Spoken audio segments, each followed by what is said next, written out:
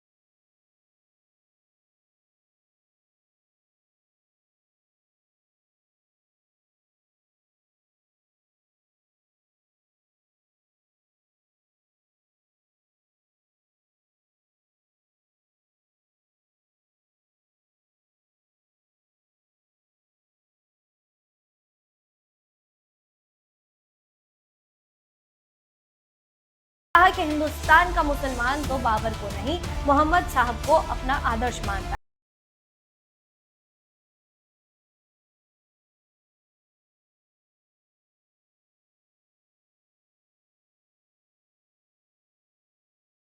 भैया ने भी रामजीलाल को लताड़ा है।